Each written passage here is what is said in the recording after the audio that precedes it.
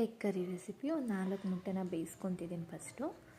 ಮತ್ತು ಹಸಿಮೆಣ್ಸಿನ್ಕಾಯಿ, ಶುಂಠಿ, ಕರಿಬೇವು ಮತ್ತು ಈರುಳ್ಳಿ, ಒಂದು 10-15ರಿಂದ ಮೆಣಸು ಮತ್ತು ಬೆಳ್ಳುಳ್ಳಿ ಇಷ್ಟು ತೊಗೊಂಡಿದ್ದೀನಿ. Curry leaves optional. If you required you can add it or skip it. ಇಷ್ಟನ್ನು ನಾನಿವಾಗ ಒಂದು ಕಡಾಯಿ ಇಟ್ಟು ಅದಕ್ಕೆ ಎಣ್ಣೆ ಇಟ್ಟು ಶಾಹಿ ಜೀರಾ ಆ್ಯಡ್ ಮಾಡಿ ಅದನ್ನು ಡೀಪ್ ಫ್ರೈ ಮಾಡ್ಕೊತೀನಿ ಇವಾಗ ನಾನು ಇದನ್ನೆಲ್ಲ.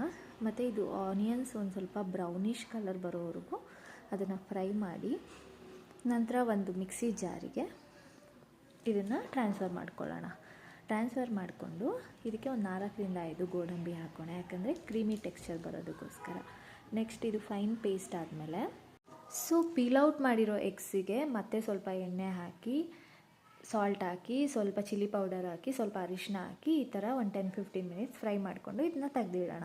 ಮತ್ತು ಇದೇ ಕಡೆಗೆ ನಾವು ಏನು ಪೇಸ್ಟ್ ಮಾಡಿಟ್ಕೊಂಡಿದ್ದೀವಲ್ಲ ಆ ಪೇಸ್ಟ್ನ ಇದಕ್ಕೆ ಮಿಕ್ಸ್ ಮಾಡೋಣ. ಮಿಕ್ಸ್ ಮಾಡಿ ಸ್ವಲ್ಪ ಕಸ್ತೂರಿ ಮೇಥಿ ಹಾಕಿ ಇದನ್ನು ಸ್ವಲ್ಪ ಕುದಿಯೋದಕ್ಕೆ ಬಿಡೋಣ. ಇದಾದಮೇಲೆ ಮತ್ತೆ ಆ ಫ್ರೈ ಮಾಡ್ಕೊಂಡಿರೋ ಎಗ್ಸ್ನ ಇದಕ್ಕೆ ಆ್ಯಡ್ ಮಾಡಿದ್ರೆ ರೆಸಿಪಿ ಮುಗೀತು.